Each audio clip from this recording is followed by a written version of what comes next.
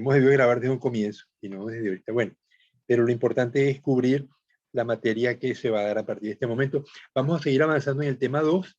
Este tema contempla dos aspectos trascendentes. Uno, instituciones que apoyan la acuicultura en Ecuador. Y el segundo, ¿qué se ha hecho en acuicultura en el país? Sobre todo con especies no tradicionales. Entonces vamos a terminar con las instituciones que comenzamos hace ya varios días. Voy a compartir.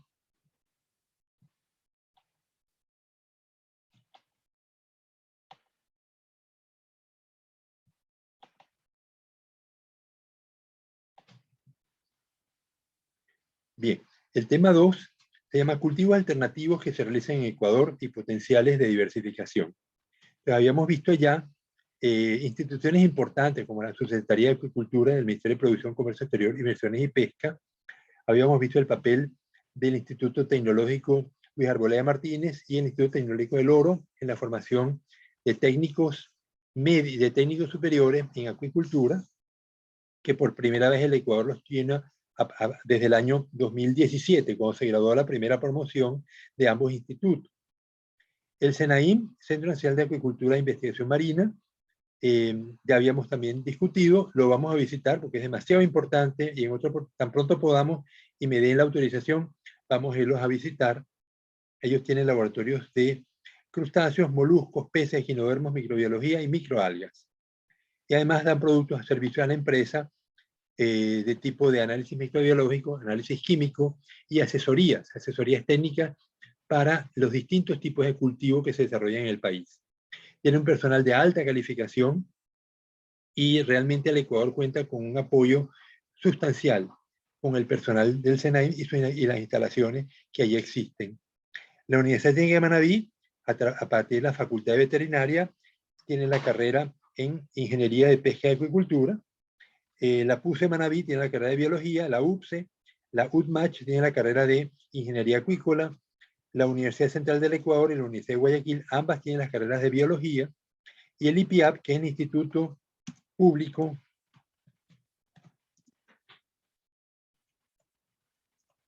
de Investigación en Acuicultura y Pesca. El IPIAP es el ente gubernamental encargado de las investigaciones acuícolas pesqueras. Y antes también se dedicaban a la inocuidad de los alimentos. Pero ahorita eso le corresponde a la Subsecretaría de Inocuidad, que funciona en el mismo instituto del IPIAP. Ellos están cerca del Paseo 2000 en Guayaquil. Tienen unos laboratorios muy buenos. Ojalá tuviéramos chance de poderlos visitar. Estamos por firmar un convenio con el IPIAP para que ustedes puedan hacer trabajos de tesis y pasantías preprofesionales. Nosotros, los profesores, tanto la profesora Maribel como el suscrito, tenemos proyectos que estamos ejecutando en conjunto con el IPIAP, pero sin convenio. Ojalá que pronto logremos firmar el convenio para poder abrir esa puerta y que ustedes pues, puedan beneficiarse.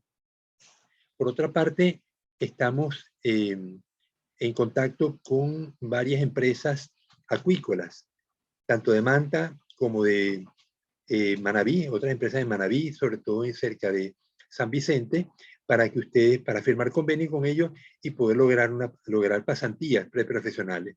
Porque en el área acuícola, ustedes no han tenido oportunidad de hacer pasantías, salvo las visitas que han hecho con el profesor Francisco, con el profesor Jorge Centeno o conmigo.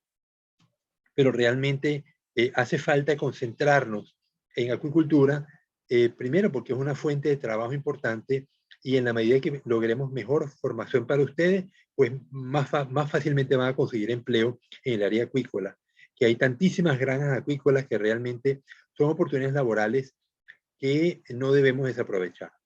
Entonces, el IPIAP tiene pues, investigadores desde hace muchos años. Ellos tienen una revista, se llama Investigaciones. Demonios, me olvidé el nombre de la revista. Yo se los paso por el WhatsApp.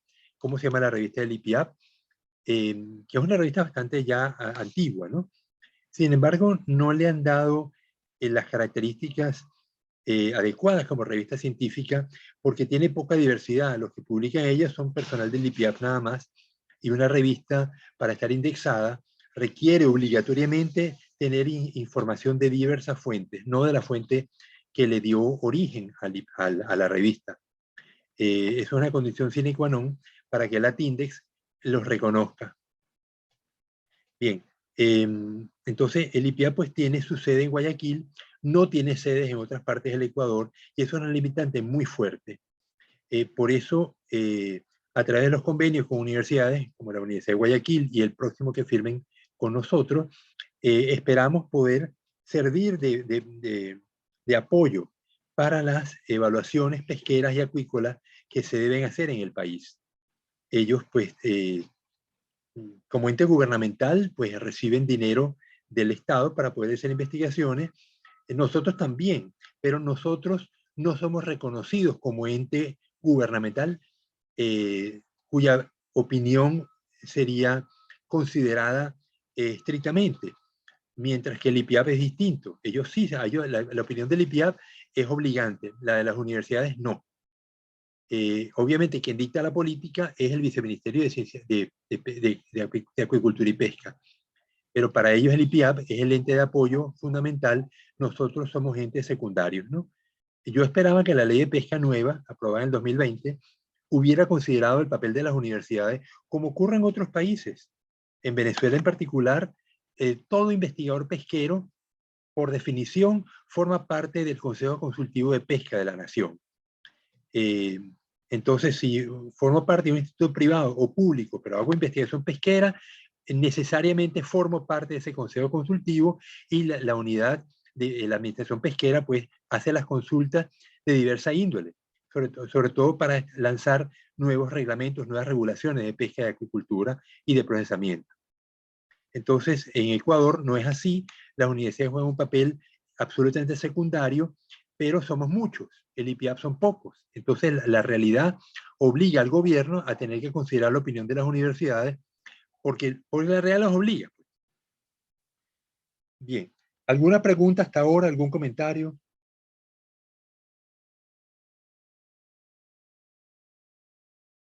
Están calladitos, Por ¿vale? mi parte no, Viola. Por mi parte no, Viola. Bueno, Todo Miguel, bien. gracias. Bueno, vamos a empezar con la segunda parte del trabajo. Este capítulo 2 contempla lo que se hace en el país en cultivo. Tenemos en primer lugar los cultivos tradicionales que ya se desarrollan en Ecuador.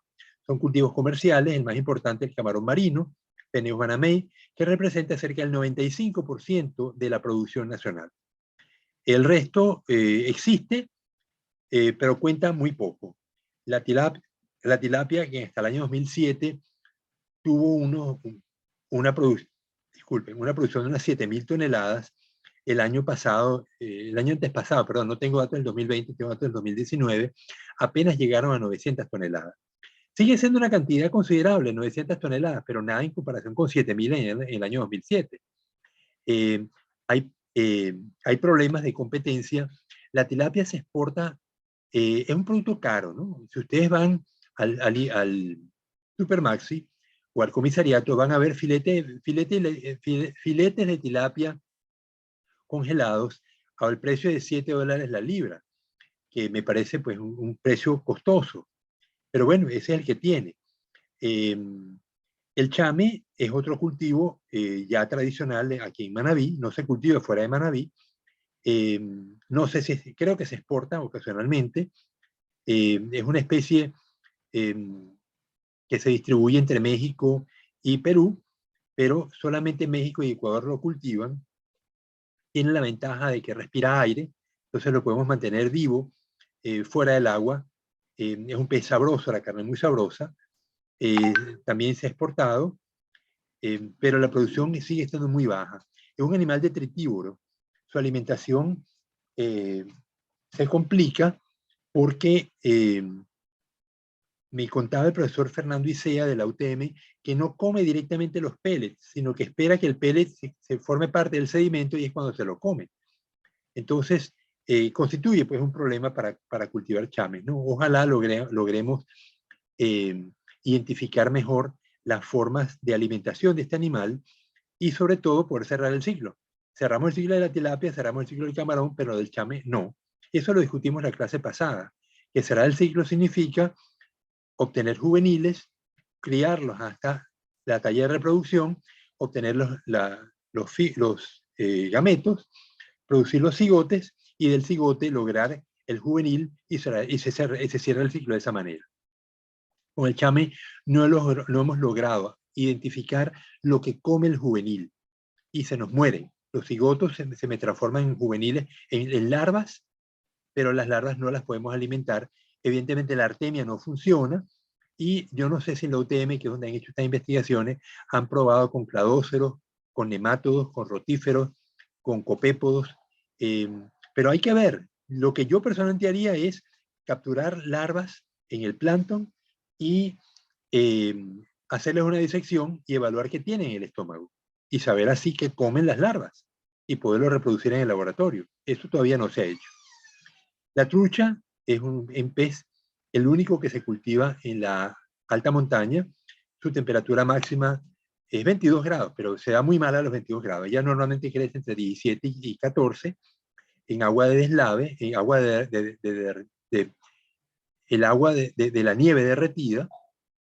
Se cultiva muy bien, fue introducida a las lagunas de las altas montañas en América Latina en los años 40 y se dio muy bien. Como no migra, allí se reproduce y sirve para la pesca.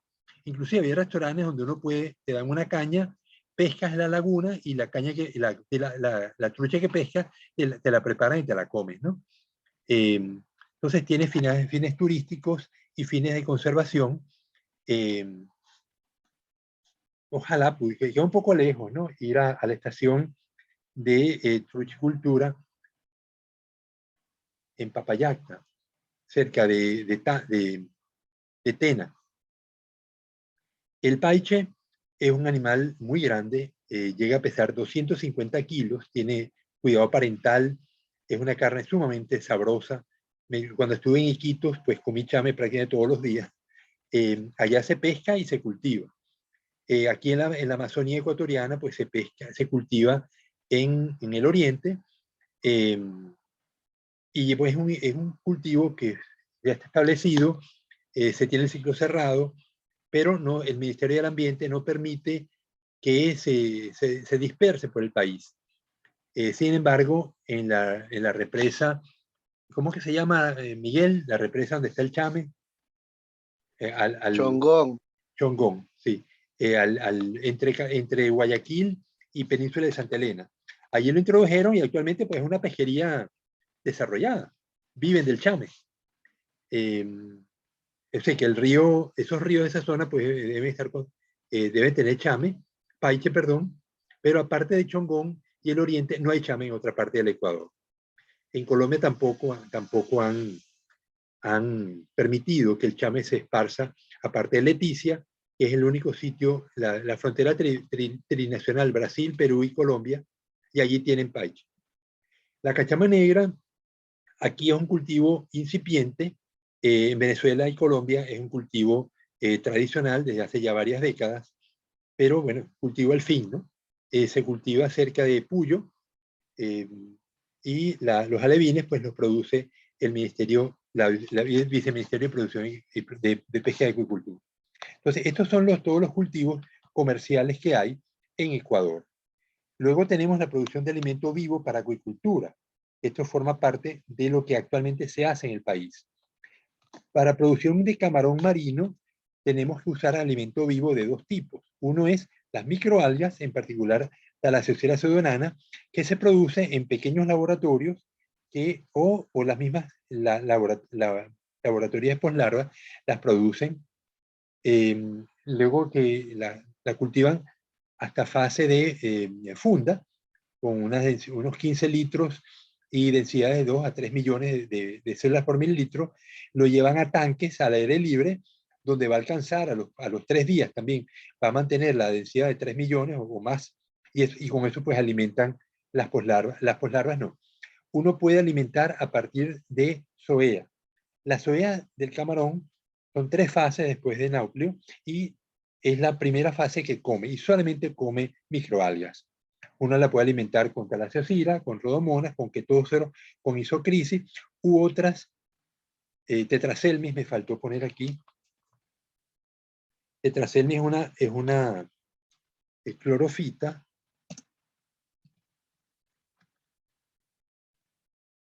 Tetraselmis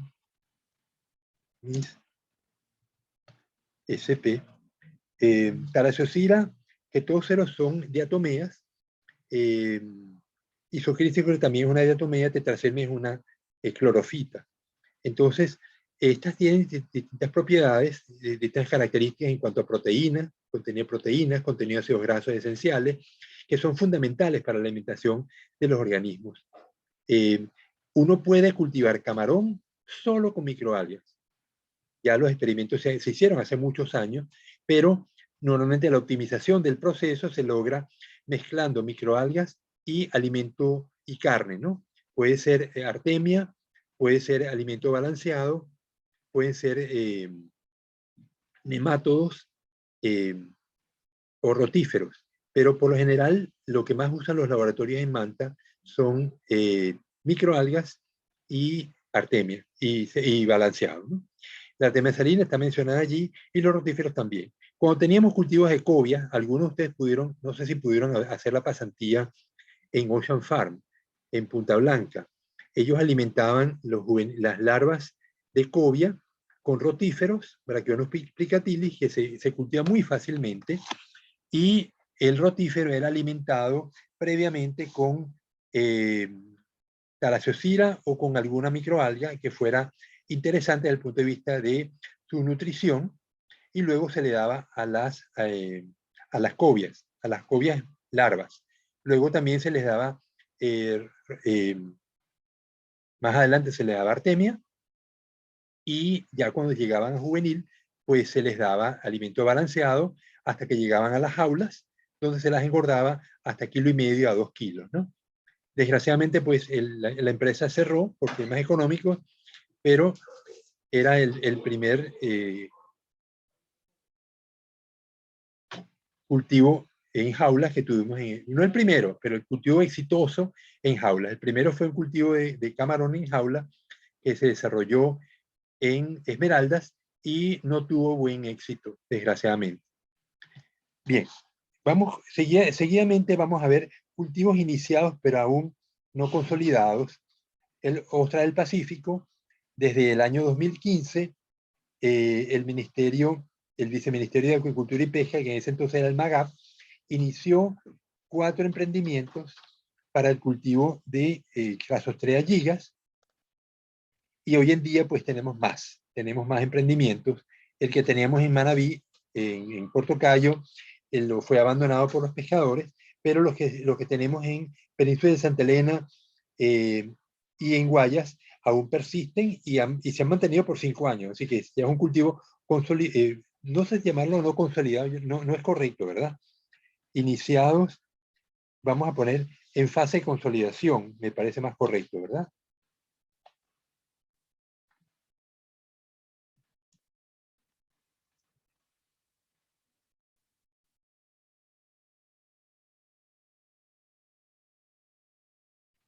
Ok. Cuando vayamos a Senaín, vamos a pasar por Valdivia. Y en Valdivia tenemos un cultivo de ostras que vamos a visitar. Bien,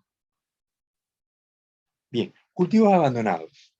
Desgraciadamente para el Ecuador, el cultivo de Capaficus alvarezi en La Libertad, desde el año 2015 hasta el año 2018, el cultivo se trató de mantener, fue creciendo, pero nunca se llegó a tener 1 hectárea de cultivo, que era lo indispensable para poder llegar a tener un contenedor.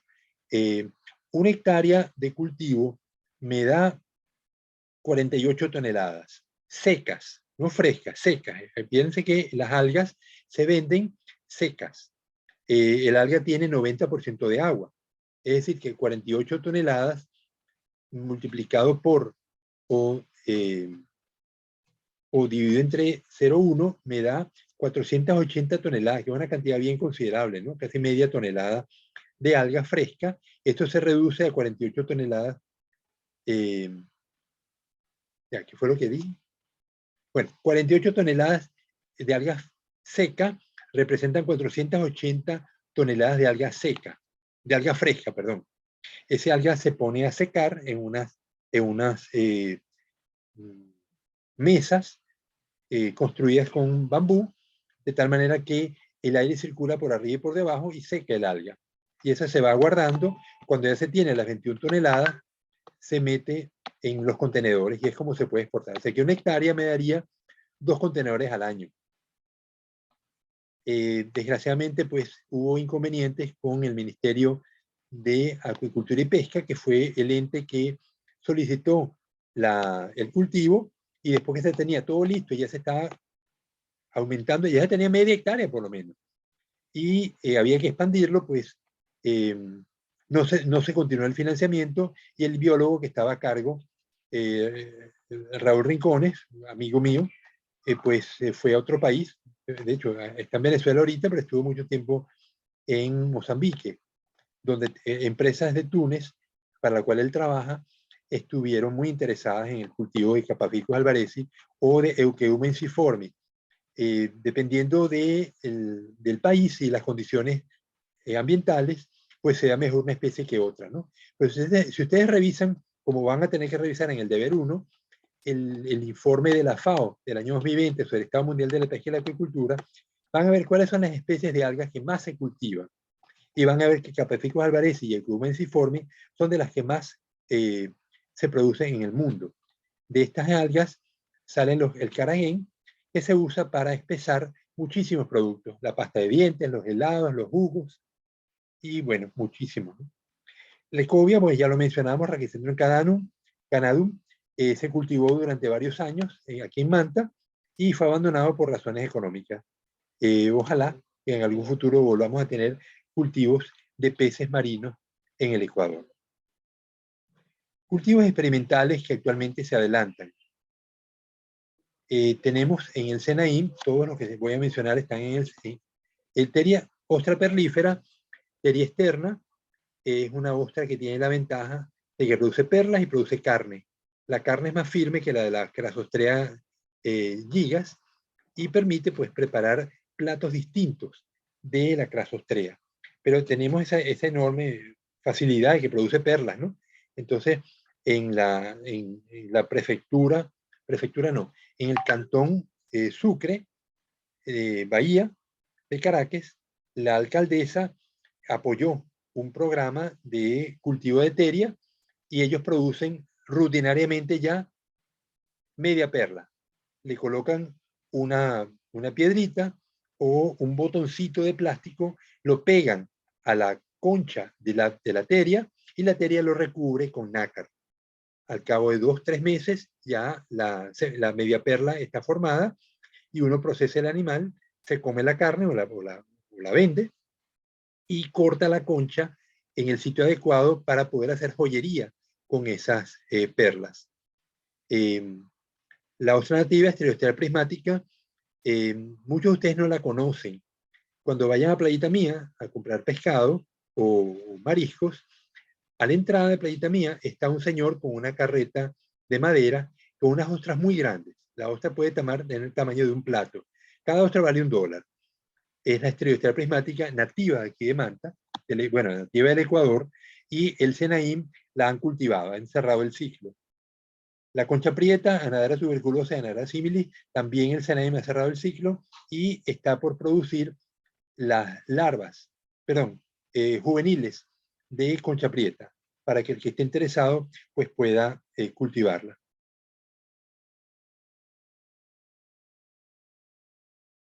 Vieiras. La vieira son unos moluscos bivalvos de muy alta demanda, alto precio. Ellos han cerrado el ciclo de todas las especies de Spondylus, 4 especies, y de Nodipectes subnodosus, que es una vieira. Perú tiene una vieira que llaman la concha abanico, una concha muy bonita, que se cultiva hasta la bahía de Sachura, en Piura, cerca de Piura, pero no llega más al norte. Curiosamente, nosotros no tenemos entonces esa concha. A pesar de estar fronterizos con ellos, las corrientes no nos permiten tener la temperatura adecuada para poder cultivar o para poder siquiera abastecernos, porque una buena parte es pesca de la concha abanico. Pero bueno, pero tenemos otras, pues. Spondylus y Nodipecten crecen bastante bien. Su compañero de estudios, Mario Rivera, estuvo iniciando tesis con Nodipecten, sin embargo, pues tuvo inconvenientes y cambió a trabajar con la Crassostrea gigas en el Liwiki. Pero las ostras, la vieira tiene una demanda muy alta a nivel del mundo, así que si pudiéramos cultivarlas, pues tendríamos un mercado asegurado, ¿no? El de la concha se extrae el animal y él tiene un gran músculo. En la mayoría de las ostras los músculos son muy pequeños y lo que se come es la gónada, a diferencia de las vieiras, que lo que se come es el músculo. Pues la vieira nada, es el único molusco que es capaz de nadar. Y esa capacidad pues requiere un gran músculo alrededor del cual se estructura el cuerpo del animal. Entonces uno extrae el cuerpo, la gónada es muy bonita, es un color coral, un rojo intenso, pero lo que se exporta es el músculo nada más. Y realmente preparar ese músculo sofrito con cebolla de pimentón y ajo, no, aquellos son unos olores formidables. No espero que les dé hambre y se animen a cultivar esta concha. Vamos con los equinodermos. Durante mucho tiempo, el profesor Jorge Sonnenholzner, que actualmente está en la Universidad Técnica de Manabí, estuvo en el SENAIM con financiamiento del CENESID cultivando Isosticopus fuscus. Es una holoturia que proviene de aquí del país, de la costa marina del Ecuador continental y también de Galápagos. Pero solamente se permite su explotación por pesca en Galápagos. Sin embargo, uno la puede cultivar fácilmente. Se obtienen los machos y las hembras que desovan en el laboratorio. La larva se llama auricularia y se cultiva alimentándola con microalgas y se obtienen los juveniles que después de cierto tiempo se precipitan al fondo del recipiente donde lo estamos cultivando y eventualmente en transcurso de un año, año y medio, alcanza la talla comercial que son 200 gramos. Los erizos de mar, Arbacea telata y Tripinotes de preso son dos de las diversas especies que tenemos en Ecuador. El erizo lo que se come es la gónada, mientras que la holoturia lo que se come es el cuerpo, las vísceras de la holoturia no se comen, porque más bien el animal se toma del fondo del mar, se hace un corte y se eliminan todas las vísceras y la concha, el caparazón, se cocina, se hierve y luego se pone a secar al sol y eso es lo que se exporta. Y tenemos pues una producción bastante considerable, ¿no? En el pasado se ha llegado a exportar unos 2 millones de ejemplares. Este año se produjeron 60.000 60.000 o 600.000.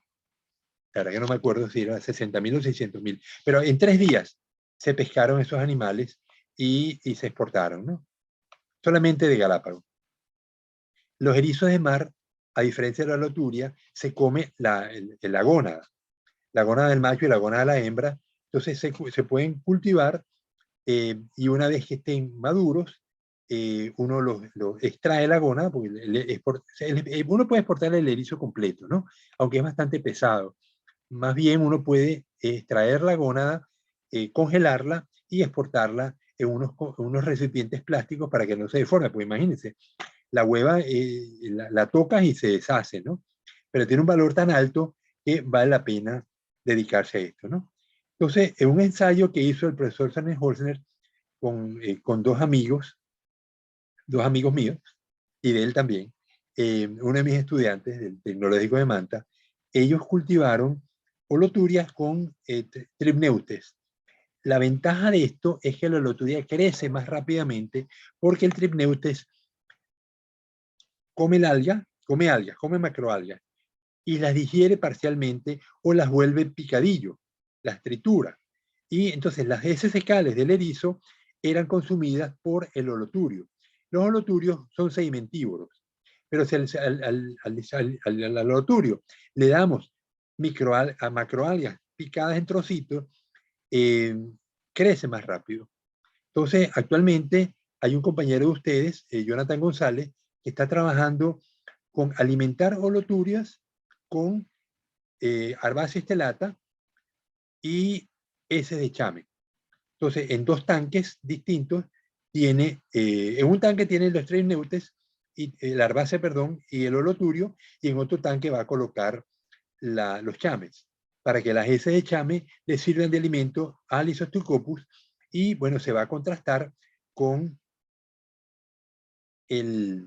con el crecimiento del Isostocopus sin este tipo de alimentación, solamente alimentándolo con sedimentos.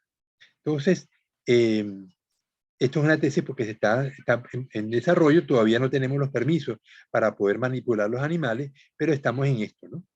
Entonces, ustedes se dan cuenta que estos son cultivos experimentales, los cuales se han cerrado los ciclos, están disponibles las larvas, los juveniles, para poder iniciar los cultivos, pero no hay cultivos comerciales todavía.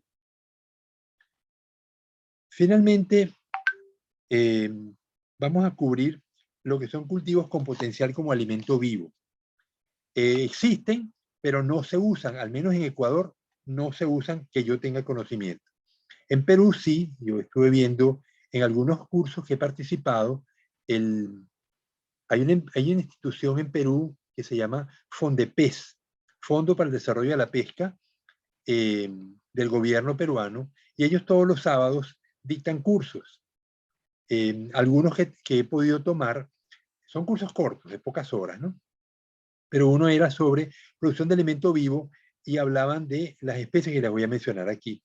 Los copépodos y cladóceros son organismos crustáceos pequeños que viven tanto en el agua dulce como en agua de mar. Ellos se pueden extraer del mar con una red de zooplancton, con una red de luz de malla 300 micras, y se pueden cultivar fácilmente. Ellos se reproducen rápidamente en el laboratorio, comen microalgas y comen bacterias. Entonces uno pudiera tener un cultivo y fácilmente alimentar estos animales. Y luego, dependiendo del tamaño del organismo que vayamos a alimentar, pues uno puede escoger copepos arpacticoides, que son copepos pequeños, copepos calanoides, que son copepos mucho más grandes, o copepos del tipo Labiodocera, que son copepos muy grandes. Pero digo muy, pero no por eso son muy, muy grandes, ¿no? Siguen siendo copepos, ¿no? Recordemos que muchas veces los organismos que estamos alimentando tienen bocas de un tamaño determinado y tenemos que escoger alimentos que quepan en la boca del organismo.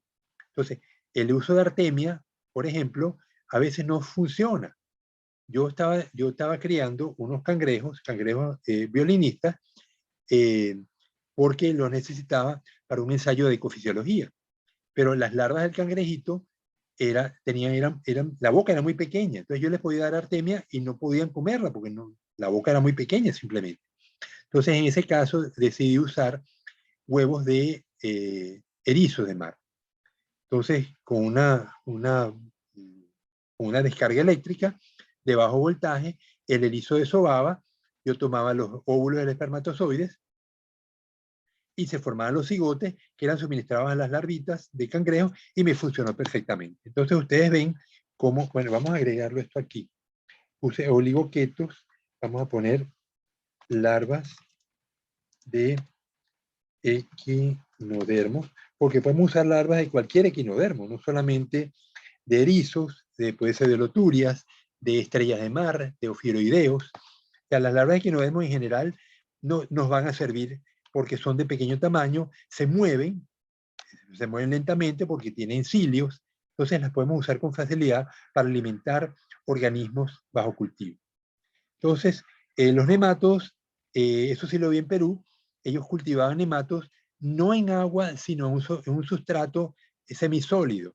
Era un sustrato húmedo, pero el nemato se le daba muy bien y lo alimentaban con alimento a base de avena, y los nematos crecían perfectamente y como eran pequeños, servían de alimento para un grupo, para camarones, por ejemplo, o larvas de peces. Los poliquetos también, hay poliquetos chiquititos que tradicionalmente se han usado para cultivo de camarón, pero el camarón padrote. A los langostinos que se le coge cría, machos y hembras, se los alimenta con unos poliquetos de la familia, eh, a ver si me acuerdo, se llaman bloodworms, gusanos de sangre, glicérides. La familia glicérides son animales pequeñitos, muy rojos, y son muy nutritivos y se los cultiva fácilmente, y con eso se alimentan a los camarones, aparte de otras exquisiteces que se le dan, que su alimento, además del balanceado, le dan también calamar y conchas de mejillón. Concha no, carne de mejillón. Porque a los camarones que se le va a coger cría, hay que alimentarlos con dietas muy ricas, costosas, pero como va a producir náuplios, una camarona pues puede estar 3 meses produciendo náuplios y se le alimenta con estas dietas que son bastante onerosas, ¿no? Entonces, los poliquetos los mencioné, y los oligoquetos, al igual que los poliquetos, son unos gusanos que se cultivan con mucha facilidad. Podemos usar poliquetos tubifícidos, que son oliquetos chiquititos que también pueden servir para alimentar eh, eh, animales en cultivo como peces o camarones.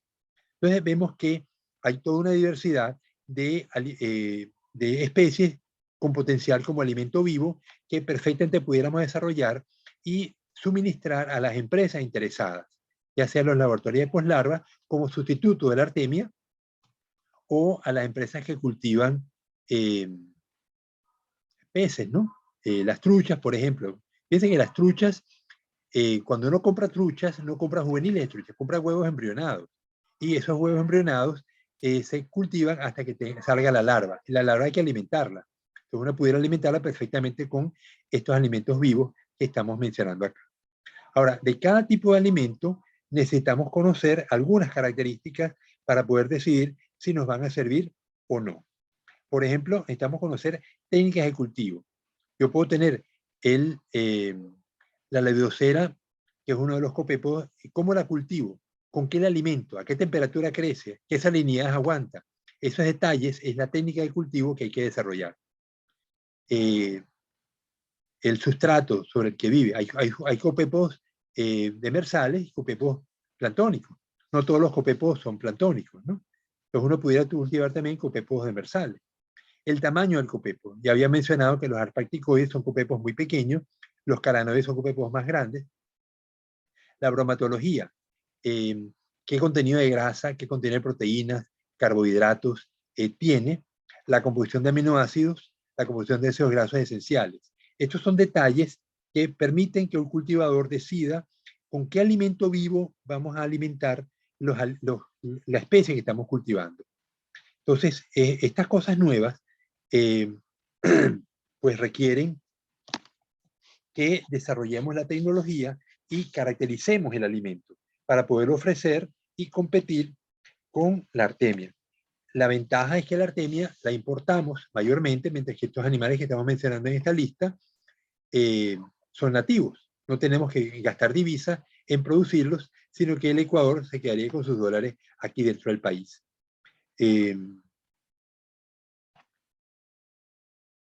Bueno, con esto terminamos el tema 2, pero no sé, ¿hay algún comentario que quieran hacer? Porque están todos calladitos, calladitos.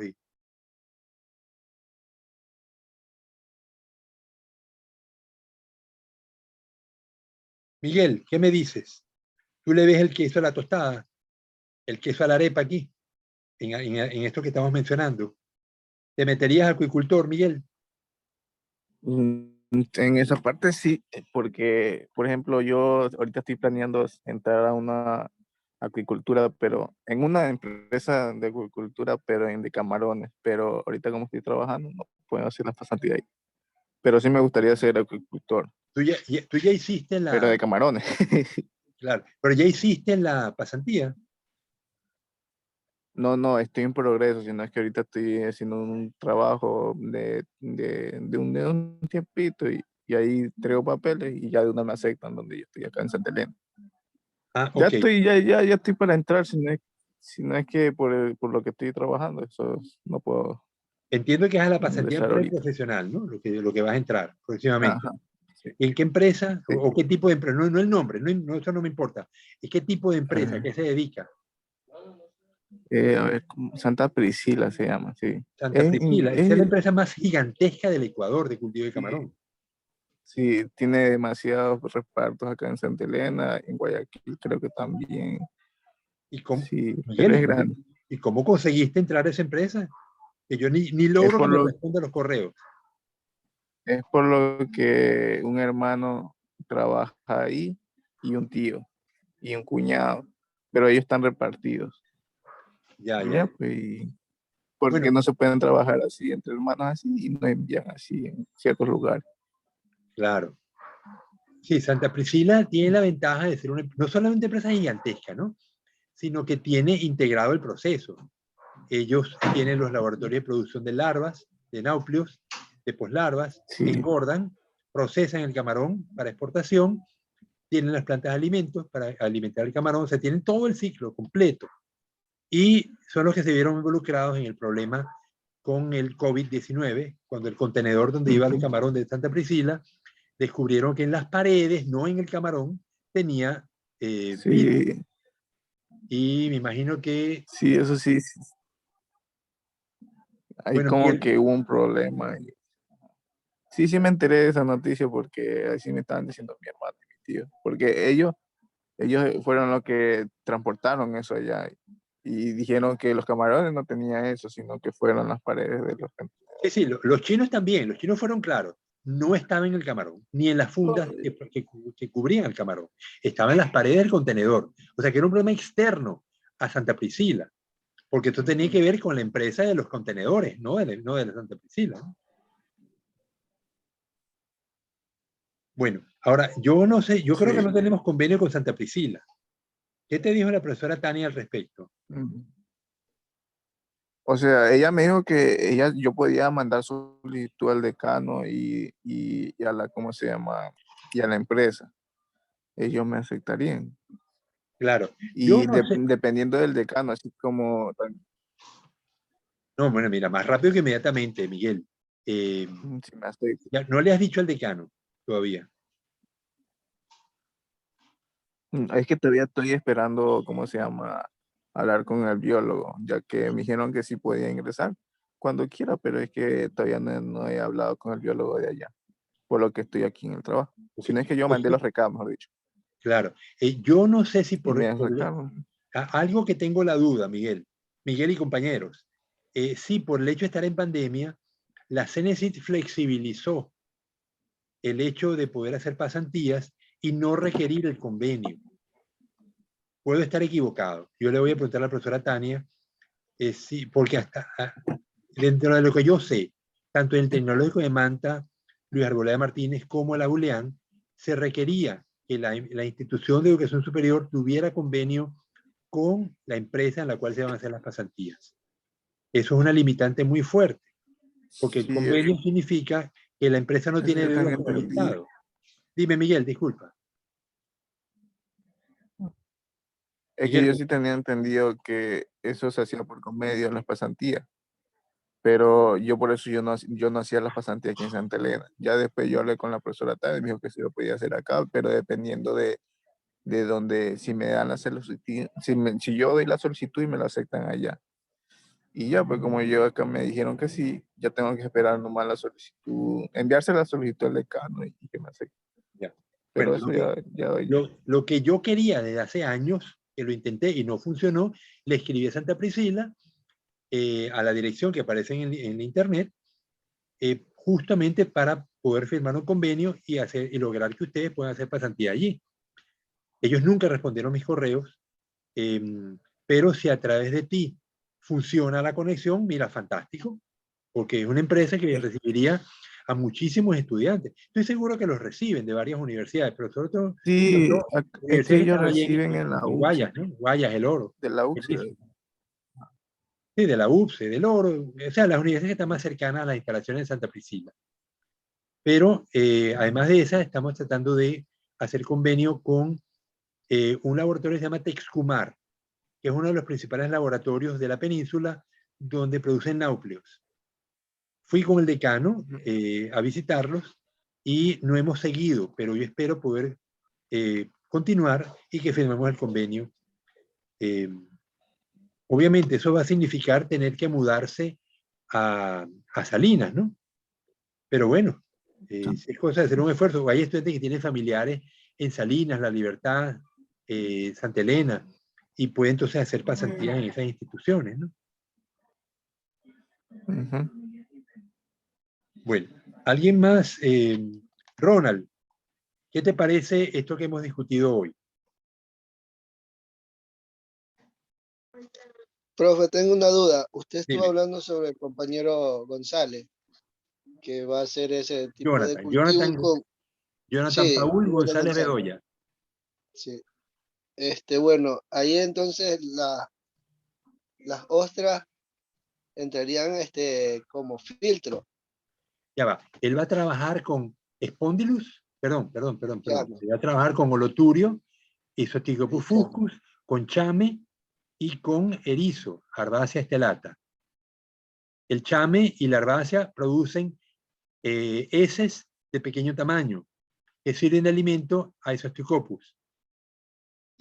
Y eso, lanzamos la hipótesis de que va a permitir un crecimiento acelerado del holoturio.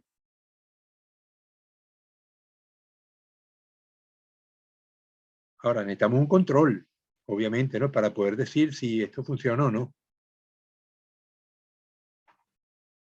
Pero estamos pidiendo los permisos. Estas especies se consideran en peligro de extinción y el Ministerio del Ambiente tiene que concedernos dos permisos. Uno, para obtener los juveniles del campo. Y el otro, para poder tener los juveniles en una instalación en tierra. Entonces, el Tecnológico de Manta tiene que pedir el permiso para tener las instalaciones, en sus instalaciones, los animales, y nosotros, la facultad, tiene que pedir el permiso para extraer los animales del campo. Y luego los vamos a colocar en su sitio, ¿no? Después que terminemos la tesis. Pero el permiso hay que conseguirlo primero. Pero, ¿qué te parecía curioso, Ronald? Que, que se iba a utilizar esas dos especies. Entonces una entraría como filtro, pues, ya que estaría reduciendo los restos que el chame dejaría con las Claro. heces fecales. Hay un biofiltro, ¿no? Acuérdense que el problema es que el erizo y el chame requieren agua de buena calidad. Entonces, luego de que las heces pasan por el tanque donde están los holoturios, pasa un biofiltro donde se depura el agua y vuelve otra vez al tanque de los erizos y de los peces.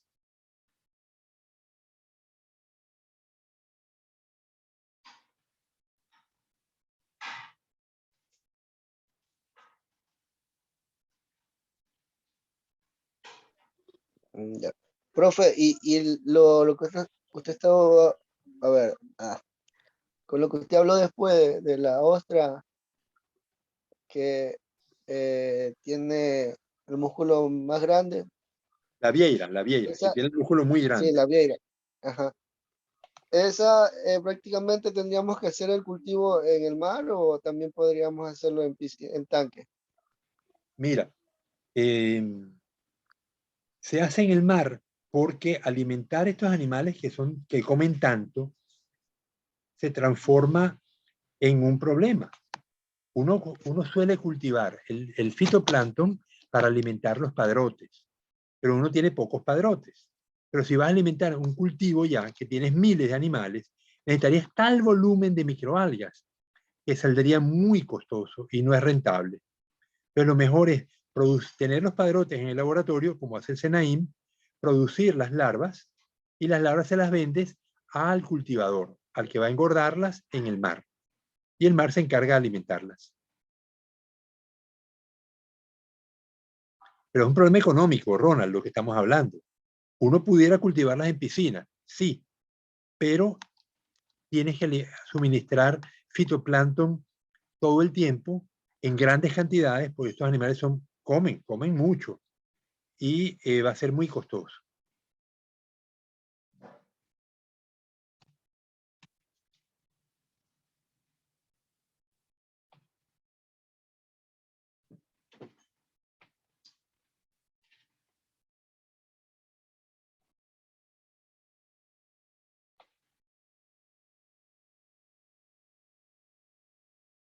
Recientemente les pasé dos noticias al WhatsApp. ¿Se acuerdan? Ronald, ¿te acuerdas? Sí, algo La del leí Guayaipe. sobre. O sea, una Sí. empresa, y la nota decía, pensando en grande en proyectos acuícolas. Es un artículo de una empresa que aspira a cultivar en España y producir 15.000 toneladas de guayaipe por año. Construirán 3 plataformas de jaulas flotantes para engorde y un raje en tierra para producir los juveniles.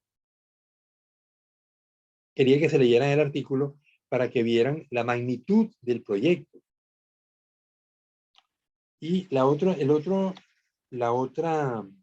nota que les pasé era en qué consiste el corredor libre de pesca que el Ecuador, Costa Rica, Panamá, Colombia quieren organizar. ¿Lo leyeron? ¿O lo vieron al menos?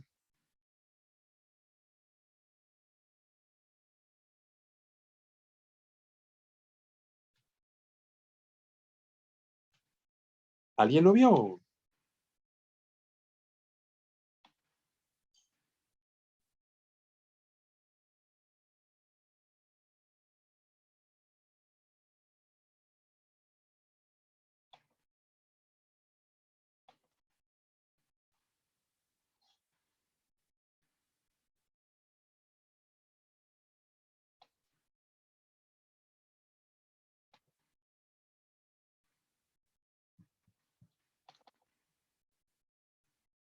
Lo tienen en pantalla. Pregunto, ¿qué es la COP26?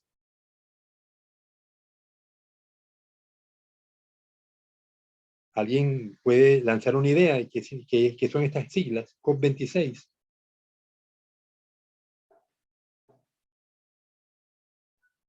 Conferencia de Naciones Unidas sobre el Cambio Climático. Correcto. ¿Y el 26?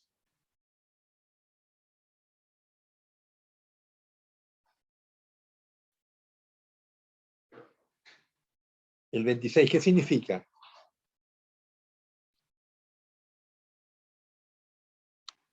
Ok, no saben. La 26ª convención. Solamente es en la número 26. Ok, ahora, ¿qué se persigue en esa conferencia que se está en la ciudad de Escocia, Glasgow, Escocia? Vamos, vamos, anímense. Alguien, esta cosa es demasiado importante para que un biólogo no la conozca.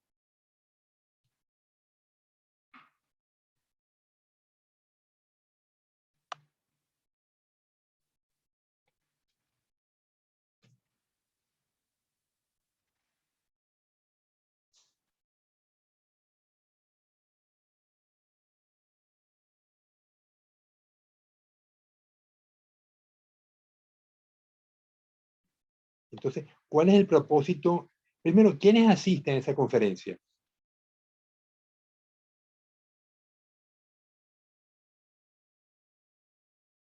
Pues estamos como convidados de piedra, eso no puede ser.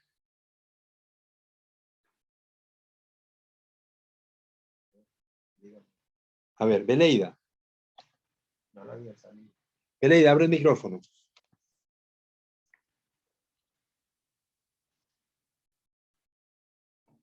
Nada, Beleida Pino nos quiere ayudar. A ver, Luis Javier. Fernández Pino.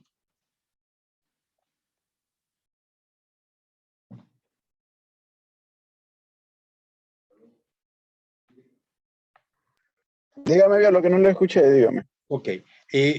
esta reunión que hay en Escocia sobre el cambio climático, ¿quiénes asisten? No, muchas gracias. Perdón, ¿quiénes asisten a la reunión que está en Escocia? En Pero es que no Glasgow, tengo Escocia. mucho... ¿Mandé? En Glasgow, Escocia, se reúne la 26ª reunión de cambio climático. ¿Quiénes asisten? Pues tienen que asistir las Naciones Unidas, las ONU, organizaciones que estén envueltas en, que no recuerdo en estos momentos, pues que vayan en contra de lo que es el cambio climático, lo que es la contaminación. Bueno, No tengo primero, cabeza para recordarme los grupos que están dirigiendo. ¿Dónde está Lazo en este momento? Lazo no está en los Estados Unidos. Lazo está en Glasgow, está en ¿A Escocia. dónde? El sitio de la reunión, Lazo está asistiendo al COP26. No tenía conocimiento, biólogo. Ok, pues dense cuenta, son reuniones del más alto nivel en el mundo, donde van los presidentes de la República, donde está el presidente de Estados Unidos, el presidente de Canadá, el presidente de Ecuador, el presidente de Colombia, porque tienen que firmar acuerdos de enorme importancia. Pero ustedes tienen que estar al tanto de esto, no les puede pasar esta información por delante sin darse cuenta de la magnitud de lo que se está discutiendo. El cambio climático está afectando de una manera dramática al planeta. Miles de personas están muriendo producto de las alteraciones en el clima. Entonces el mundo tiene que tomar medidas. Dime, Javier. Ya, tranquila, yo le espero. Ya. Bueno, entonces, uno de los acuerdos a que se llegó es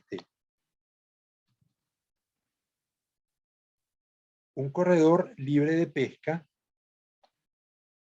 en aguas de América Latina, se acordó en la COP26.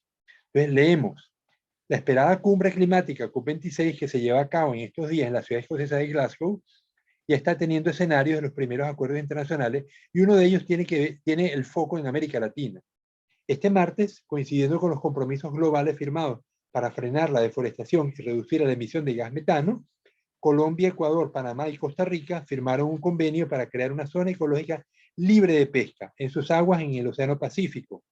El llamado Corredor Marino del Pacífico Tropical Oriental tendrá una extensión de 500.000 kilómetros cuadrados y conectará a las Islas Galápagos en Ecuador, la isla de Malpelo en Colombia y la de Cocos y Coiba, situadas en aguas territoriales de Costa Rica y Panamá. Vamos a proteger ecosistemas como Galápagos y las Islas Cocos, que se encuentran entre los más valiosos del mundo, dijo el presidente de Costa Rica, Álvaro Quesada, durante la firma del acuerdo. La iniciativa tiene como principal objetivo resguardar las especies migratorias que transitan anualmente por la zona y que no se ven afectadas por la pesca comercial, que no se vean afectadas por la pesca comercial. Trabajaremos con estos países para conectar nuestras aguas y formar una migrovía segura para muchas especies, explicó el presidente ecuatoriano Guillermo Lasso al firmar el acuerdo. En julio del año pasado, las alertas se dispararon en Ecuador cuando detectaron una flota de más de 260 barcos pesqueros, en su mayoría de bandera china, frente a las Islas Galápagos.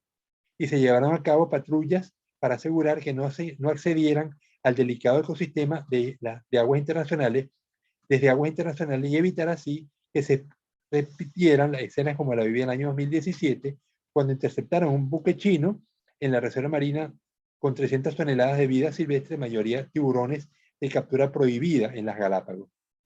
Según sobre la firma del acuerdo para crear el corredor, el presidente Lasso le dijo a la BBC que es una iniciativa independiente de aquel incidente. Esta es una decisión del gobierno ecuatoriano, agregó. Y agregó que en su conversación más reciente con el presidente chino, Xi Jinping, sintió un claro compromiso de respetar la zona marítima del Ecuador y que por lo tanto espera que no se repitan las escenas del 2020. Lasso dijo además que su gobierno quiere mostrar que la acción es más eficaz que las palabras para luchar contra el cambio climático. El Corredor Libre de Pesca es una iniciativa que lleva 17 años gestándose. Ya en 2004 los gobiernos de estos 4 países firmaron un compromiso para extender las áreas regulándose sus territorios sobre el Pacífico.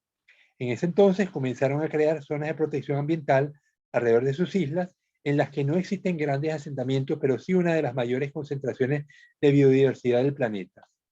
Uno de los esfuerzos más notables fue el de Ecuador, que creó una zona protegida de 133.000 kilómetros cuadrados alrededor de las Galápagos, a la que ahora, a la luz del nuevo convenio, se agregan 60.000 kilómetros cuadrados más por parte de Ecuador solamente. Además de las migratorias, hay especies que desarrollan su ciclo reproductivo en las costas de estos países.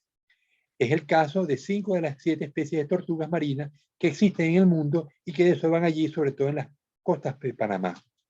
Además, la fauna que abarca el corredor incluye ballenas azules jorobadas, así como varias especies de atún, tiburón, mantarraya, peces de pico, también conocidos como pez espada, marlín rayado, marlín azul y pez vela, y aves marinas.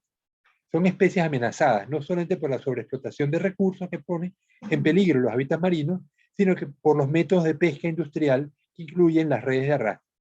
Muchas especies que no tienen valor comercial allí quedan atrapadas y mueren por este tipo de arte de pesca.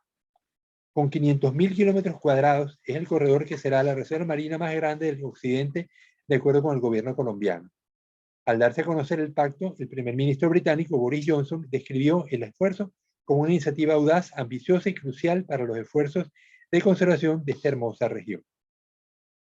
Sin embargo, hay quienes piden analizar el plan desde una perspectiva más realista. Jorge Jiménez, director de la Fundación Mar Viva de Panamá, que trabaja en la zona, reconoce que efectivamente la zona tiene una conexión fuerte. Por ejemplo, existe entre Galápagos y Coco, o Galápagos y Malpelo, declaró a la agencia de noticias Associated Press.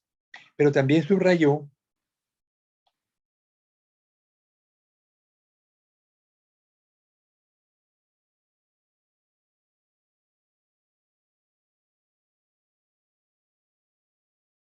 es necesario consolidar acciones concretas en mecanismos institucionales para lograr dicha coordinación. Canje de la deuda.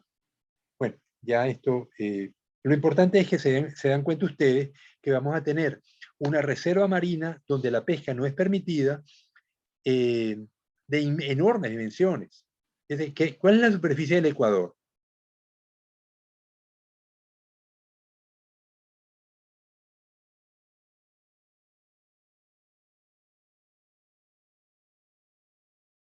Señores, ¿cuál es la superficie de su país? 283.560 kilómetros cuadrados. Y la reserva que se va a crear es 2 veces el área de Ecuador.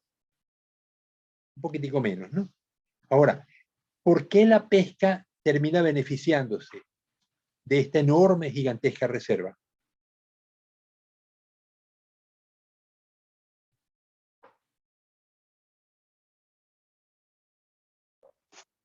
Porque haría como una especie de veda en esos lugares en los que se prohibiría la pesca indiscriminada y bajaría un poco la captura. Claro, la captura se prohíbe la captura en esa enorme superficie. Pero ¿por qué a la larga esto le beneficia al sector pesquero? Porque no va a haber una explotación intensiva. Pero eso les impide comercializar el pescado. Pero a la larga, Jorge, Ronald, ¿por qué el sector pesquero va a salir beneficiado? Va a haber más pescado. En esa enorme superficie no se va a pescar y los padrotes van a poder alcanzar mayores tallas, ¿verdad? Al tener mayor cantidad de padrotes, ¿qué va a pasar con las larvas que ellos producen?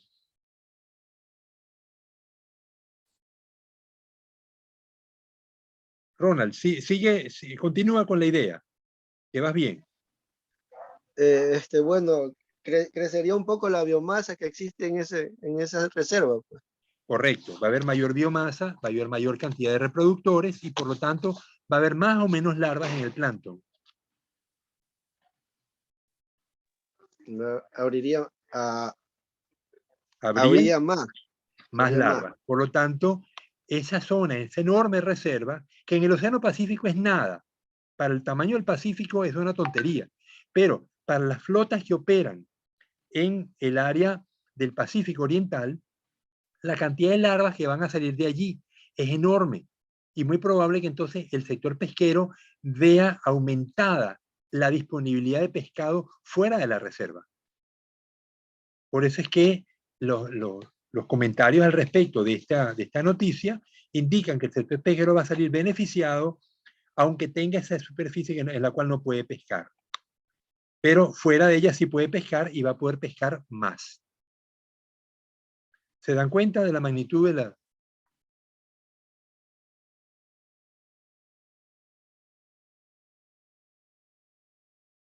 Ok, otra noticia que salió recientemente. Paro de compartir y me voy a la siguiente noticia, también de la COP2.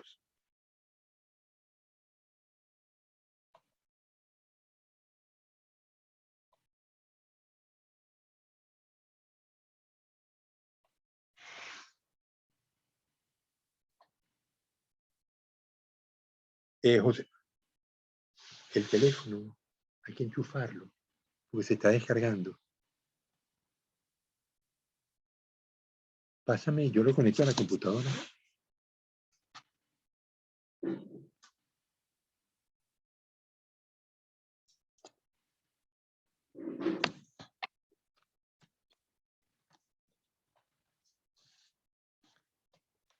Vamos a ver si la consigo.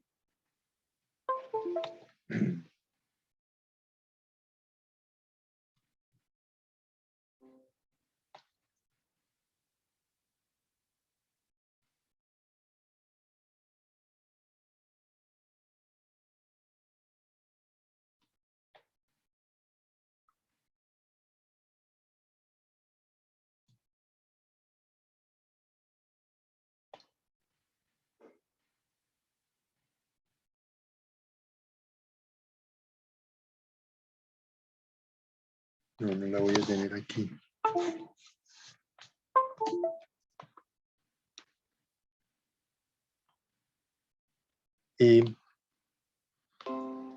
Bueno, les narro brevemente la noticia, porque no la estoy consiguiendo. De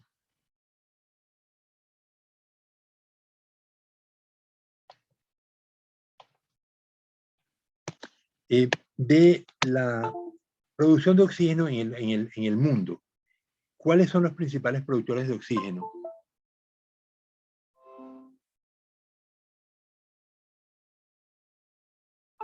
Dime, Alexander. ¿Cómo dijo la pregunta, biólogo? Disculpe. En el mundo, ¿qué organismos producen oxígeno? ¿Los autótrofos? Los autótrofos. Ok, ahora a nivel macro, ¿cuáles son los dos grupos de organismos que más producen oxígeno en el planeta? Piensa Los que... fito. Perdón, repite. ¿Los fitoplancton? El fitoplancton produce el 70% del oxígeno y el resto es producido por Las plantas, ¿no? las plantas que están en tierra. En la tierra. Ok, ahora, con respecto al CO2, eh, las plantas absorben CO2 y producen oxígeno. Entonces, en la medida que los bosques son destruidos, hemos ido reduciendo la magnitud de la biomasa de plantas que pueden consumir CO2. Entonces, en la medida que los bosques se protegen, esa misma medida podemos tener mayor cantidad de consumidores de CO2. Entonces, recientemente en la COP26 se aprobó una partida de $1.000 millones por parte de la Unión Europea para financiar la protección de los bosques. Eso permitiría, pues, tener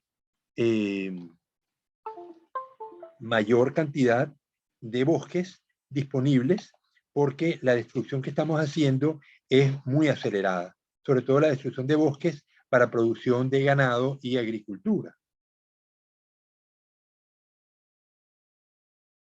Ya va, ahora que creo que conseguí porque se la mandé a una de mis tesistas y lo voy a consultar con el correo que le mandé.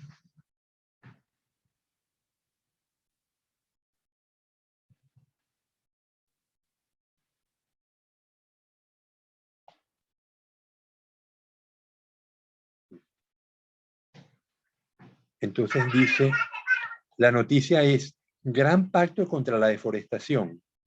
Se lo comparto.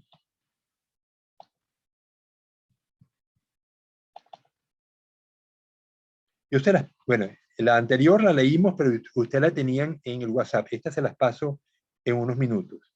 Dice, la Unión Europea, ¿lo están leyendo? ¿Lo están viendo, Ronald? Sí, sí. Dice, según anuncio de Ursula von der Leyen, que es la presidenta de la Unión Europea aportará a este acuerdo global 1.000 millones de euros. Son como 1.160 millones de dólares. La Unión Europea contribuirá con 1.000 millones de euros a la iniciativa global para frenar la deforestación en el año 2030. Anunció este martes en la COP26 la presidenta de la Comisión Europea, Ursula von der Leyen. Me complace anunciar que la Comisión aportará 1.000 millones de euros al compromiso global forestal durante la presentación de esa iniciativa en la que participan un centenar de países para preservar los pulmones del planeta.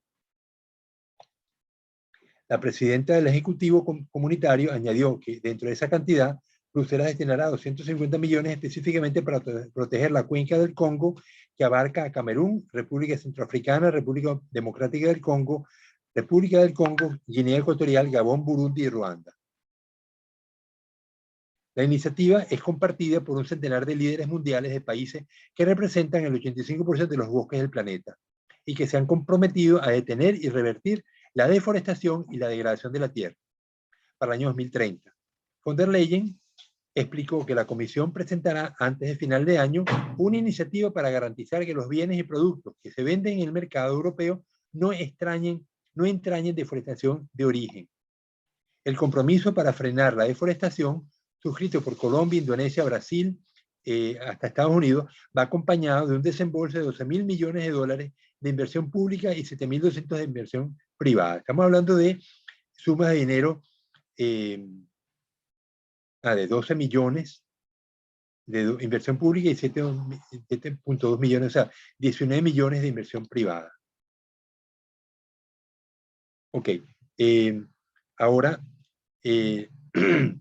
les pregunto, en Manabí, ¿cómo se maneja este problema de los bosques?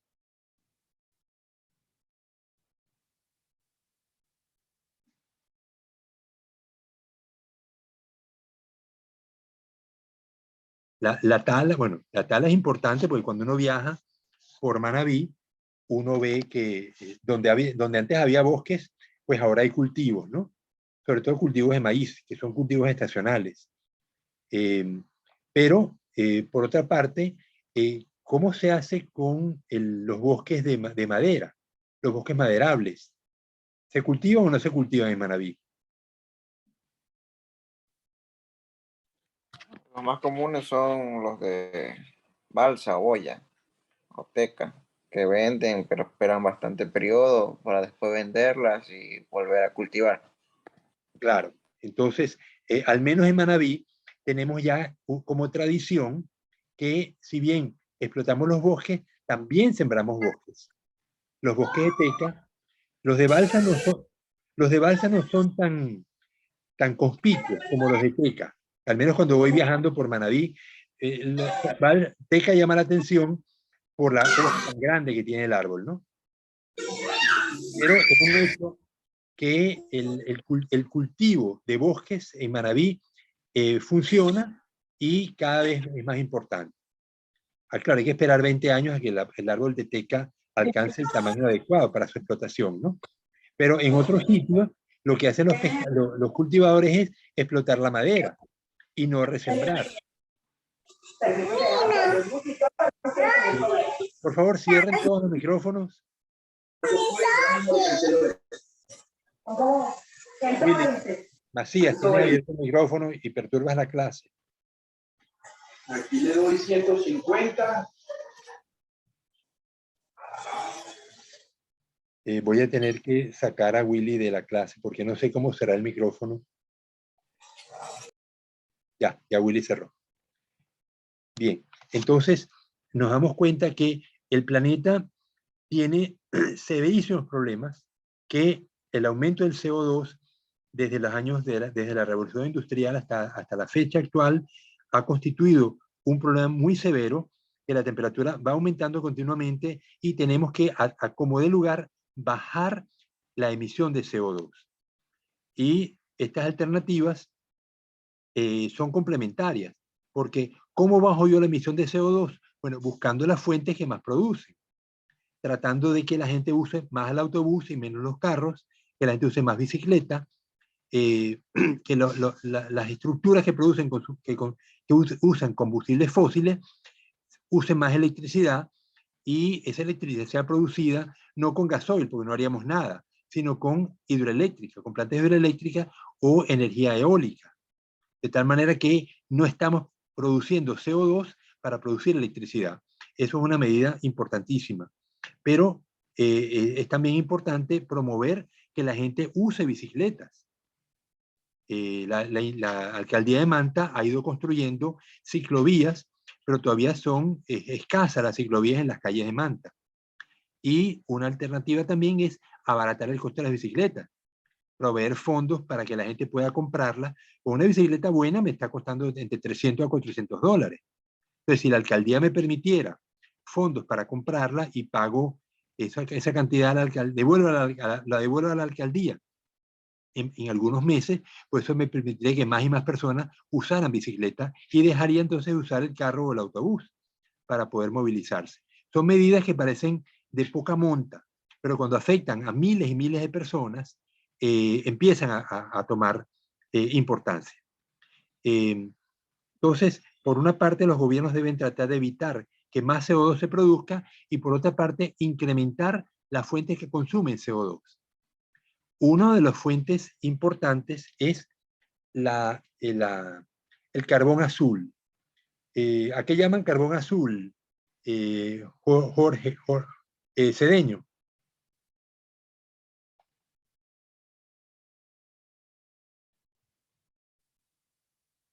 Jorge, ¿tú no cursaste botánica marina conmigo? Sí, disculpe que estaba. ¿A se qué me llaman fue. carbón azul? Creo que si no me equivoco es lo referente al agua, al fondo, no me recuerdo. Sí, pero No me ¿en qué recuerdo. ambiente? ¿En qué ambiente? ¿En qué tipo de bosque? En los manglares, si no me equivoco. Y en los manglares, exactamente. Entonces, ya estoy tratando de abrir el artículo, pero no me abre. A ver si me permite bajarlo.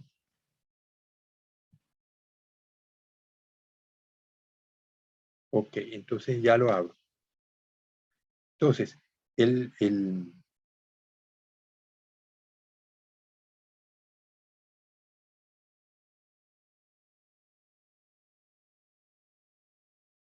ya va a abrir.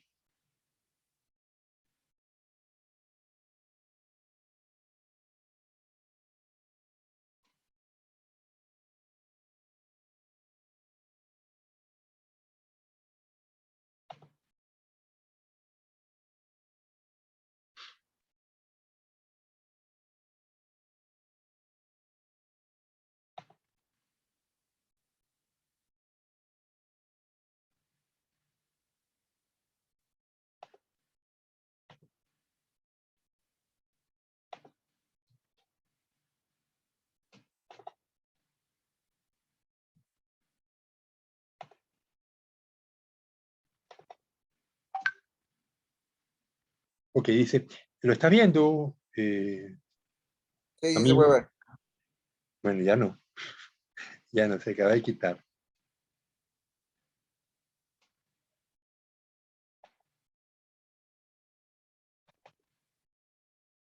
Ok, es que se ve muy chiquito.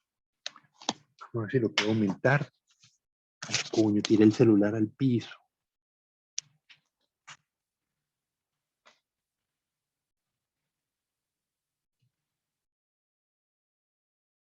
Dice, ¿qué es el carbono azul y por qué es clave en la lucha contra el calentamiento global? Entonces, en el trabajo para combatir el cambio climático, hay un tipo de ecosistema que, a pesar de su poder, a veces pasa desapercibido. ¿Qué es este tipo de gas efecto invernadero y cómo son las áreas en las que se mantiene atrapado? Vemos que tenemos un manglar con Rhizophora mangley, en la que están viendo ahí, con esas raíces zanconas. Dice, si piensas en una solución natural que ayude a combatir el cambio climático, ¿cuál es la primera que se te viene a la mente? Seguro pensaste en algo como sembrar más árboles o proteger los bosques y las selvas. Y es cierto, los árboles juegan un rol fundamental en producir oxígeno y capturar dióxido de carbono, uno de los principales gases que producen efecto invernadero que calienta el planeta. Existe, sin embargo, una trampa que captura CO2 de manera más rápida y eficaz que los bosques. Se trata de los ecosistemas marinos costeros como los manglares, pantanos y humedales, donde se entierran grandes cantidades de carbono. A este carbono, atrapado bajo el agua, se llama carbono azul. Y algunas veces, y aunque a veces pasa desapercibido, mantenerlo bien aprisionado es vital para la salud del planeta. Los océanos y las zonas costeras son claves para reducir el impacto de los gases de efecto invernadero en la atmósfera. Los científicos los llaman pozos de carbono y a la tarea que cumplen le llaman secuestrar el CO2. Entre estos pozos, los más efectivos son los ecosistemas costeros. Aunque son mucho más pequeños que los bosques, secuestran el carbón a un ritmo más acelerado y lo pueden mantener atrapado durante millones de años. Según explica la NOAA, un manglar, por ejemplo, puede almacenar hasta 10 veces más carbono que la misma área de un bosque terrestre, según datos de conservación internacional.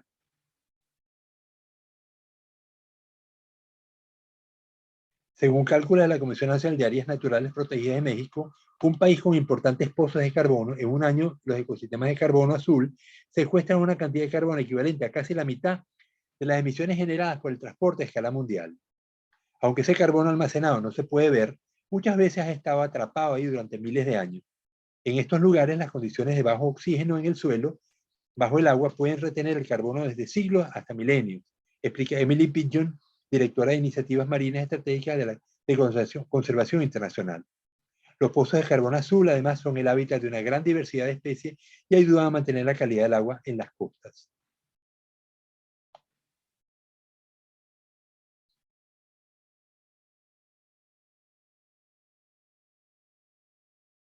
Los expertos, sin embargo, advierten que las prisiones de carbono azul están en peligro. Conservación Internacional afirma que desde el año 40 se han perdido la mitad de los manglares del mundo y la mitad de los pastos marinos desde 1990. Cuando estos ecosistemas se destruyen, se liberan grandes cantidades de CO2 a la atmósfera.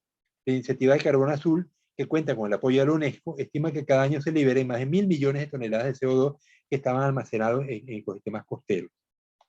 Esta destrucción muchas veces es causada por la construcción de represas y estanques para el cultivo de peces y camarones, así como la contaminación. Los ecosistemas costeros también sirven de barrera de protección contra los vientos y el oleaje, así que su desaparición también trae efectos negativos para quienes viven en esas zonas. Ustedes saben que los manglares protegen las costas. ¿Qué se puede hacer? La tarea de recuperar la función de los depósitos de carbono azul no es nada fácil. Incluso después de que se haya restaurado un manglar, un pantano o un pasto marino, se necesitan siglos para recuperar el carbono que se liberó en la atmósfera cuando se destruyó el ecosistema. La clave, según los expertos, es proteger y restaurar las zonas costeras, así como avanzar en las investigaciones sobre estas áreas. La NOAA también menciona que puede ser útil incluir los humedales costeros en el mercado de carbono mediante la compra y venta de bonos de carbono y compensar con dinero a quienes desarrollen proyectos de restauración de estos ecosistemas. Bueno, jóvenes, ya faltan 5 minutos y debemos concluir. Pero, insisto, la COP26 está en plena marcha. Nuestro representante es el propio presidente de la República. Los que se discute allí son cuestiones de gran impacto para el planeta y ustedes como biólogos pesqueros futuros deben estar al tanto de lo que ocurre. Leer la prensa, porque es indispensable que ustedes estén enterados de estas cosas que son de tal magnitud. Y eventualmente a ustedes les va a tocar trabajar. Hay una campaña de reforestación de manglares en Ecuador, luego que las camaroneras destruyeran una enorme cantidad de manglares, pero eso está progresando. Y eventualmente ustedes van a conseguir empleo involucrados en este tipo de actividades, reconstruyendo manglares, protegiendo humedales, etcétera, ¿no? Bueno, ¿algún comentario final para concluir la clase?